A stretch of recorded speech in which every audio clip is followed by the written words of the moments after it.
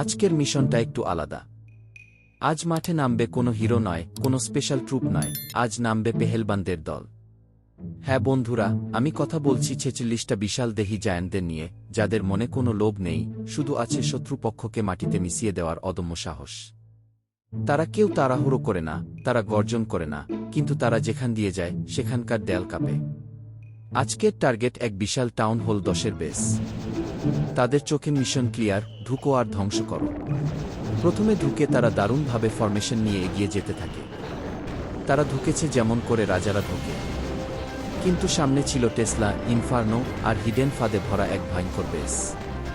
প্রথম দিকটা ভালোই চলছিল, কিন্তু এরপরেই শুরু হয় তাণ্ডব। কেউ একজন গিয়েছিল সোজা বাম দিকের উইজার্ড টাওয়ার ভাঙতে, কিন্তু হায়, টেসলা এক ঝটকায় তাকেও মাটিতে নামিয়ে দেয়। পেছন থেকে ক্যানন গুলি ছুড়ছে আর ধসে ফেলছে পেহেলবানদের। এক সময় মনে হলো ওরা বুঝি গোল্ড স্টোরেজে পৌঁছাবে, কিন্তু না, এক চুল দূরেই বিধ্বস্ত হয়ে পড়ে সব।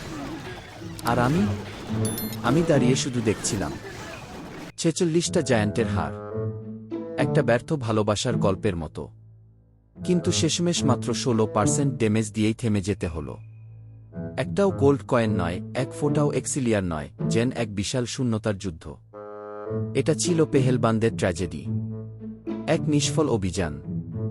তারা এসেছে দলবদ্ধ হয়ে, তারা লড়েছে সাহসে ভরা মন নিয়ে, কিন্তু কপালে ছিল শুধু ব্যর্থতা। পেহেলবানদের জন্য ১ মিনিট নীরবতা।